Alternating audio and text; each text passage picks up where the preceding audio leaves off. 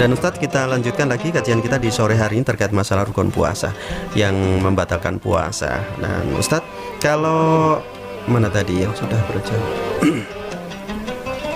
Tadi masalah bekam dan keramas nggak Ustaz? Ya, bekam dan keramas. Bagaimana kalau keramas itu dengan niatan biar seger? Maksudnya kan cuaca panas sekali, biar kuat puasanya akhirnya keramas, kerujukan. Nah ini bagaimana Ustaz dengan niat seperti itu? Boleh nggak Ustaz?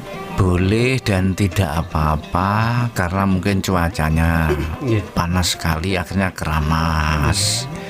Tapi tolong juga harus hati-hati. Jangan sampai lubang 9 kita kemasukan air. Ini jangan sampai. Apalagi bagi pekerja berat ini Ustaz. Biasanya tetap puasa tapi badannya udah kayak panas, kita akhirnya mandi kerujukan istilahnya begitu. Saya pernah ngalamin. Ya, sama. Saya juga demikian kok ya. Berarti nggak apa-apa Ustaz. Asal itu tadi ya harus hati-hati. Harus hati-hati. Di samping itu kan kembali pada awal. Rukun puasa itu kan ada 2. Bagilah ada yang mengatakan 3. Kalau 3 itu yang pertama kan termasuk beragama Islam. Ya. Jadi beragama Islam, niat dengan benar dan bisa mengendalikan dan mengontrol diri selama puasa. Untuk itu, selain kita memenuhi rukun puasa, biar puasa kita nanti tidak terasa berat, tidak terasa lelah, tidak terasa kurang nyaman, tolong usahakan tetap sahur. Kita berpuasa merasa berat itu biasanya kadang-kadang kita nggak mau sahur atau mungkin melalaikan sahur. Karena apa? Sebenarnya di dalam makan sahur itu banyak barokah dan mengandung barokah. Nabi Agung Muhammad SAW pernah bersabda, tasahharu fa inna fis sahuri barokatan. Makanlah sahur kamu, meskipun hanya sedikit, karena di dalam makan sahur itu ada barokah. Nah, karena di dalam makan sahur ada barokah, sehingga kalau kita sahur itu rasanya nanti puasa kita akan tidak berat dan tidak panas dan tidak mungkin lelah sekali, tidak.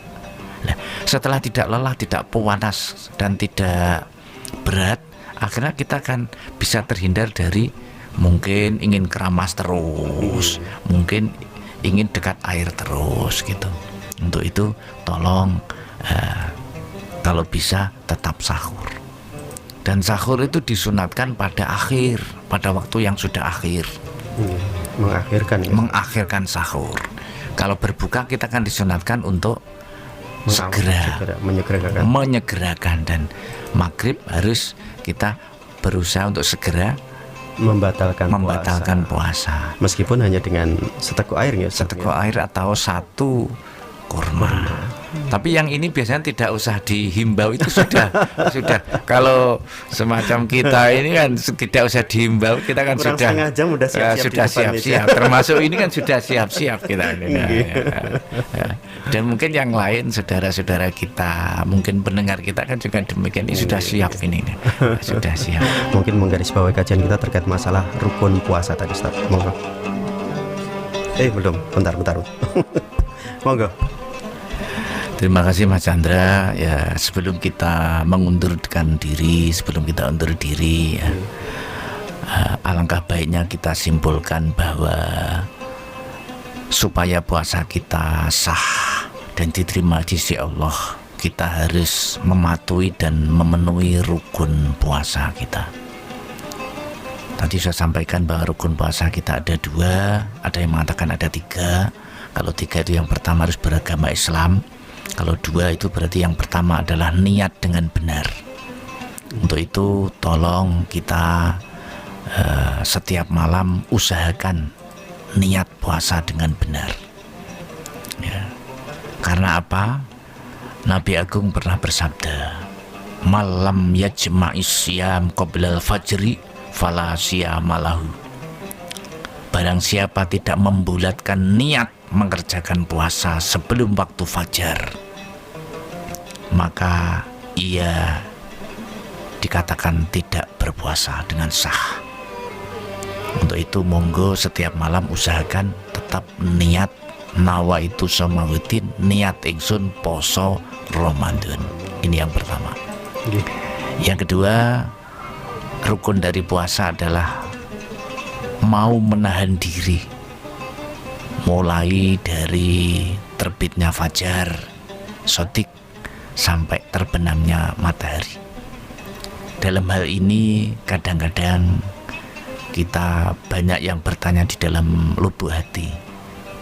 Terbitnya fajar itu kan berarti menandakan subuh. Sebelum subuh kan ada tarhim. Bagaimana kalau waktu tarhim kita itu makan atau minum masih diperbolehkan atau tidak? Itu biasanya ada yang bertanya. Boleh, tapi harus hati-hati dan cepat-cepat. Itu nanti kalau tidak hati-hati, tidak cepat-cepat lah, akhirnya masuk subuh kita masih belum selesai, belum ditelan lah, itu berarti kan namanya kan tidak puasa. Itu nanti puasa kita akan kurang sempurna. Untuk itu dua ini yang saya garis bawahi, Mas Chandra, ya. Kita harus bisa niat dengan benar, kita harus bisa menahan diri mulai dari terbitnya fajar sampai maghrib tiba. Demikian, mudah-mudahan puasa kita semua diterima sisi Allah, kita bisa melengkapi dan memenuhi rukun puasa kita. Allahumma amin ya rabbal alamin. Baik Ustaz, terima kasih untuk kehadiran sore hari ini. Mudah-mudahan bermanfaat dan tasma muslim. Demikian kajian kita di program Taslim Tasma Muslim jelang berpuasa, persembahan dari PT Wing Surya. Dan sambil menunggu saat adzan maghrib untuk wilayah Haju dan sekitarnya tinggal beberapa saat, akhirnya saya bersama Bapak Ustadz mohon undur diri. Fastabiqul khairat. Wassalamualaikum warahmatullahi wabarakatuh.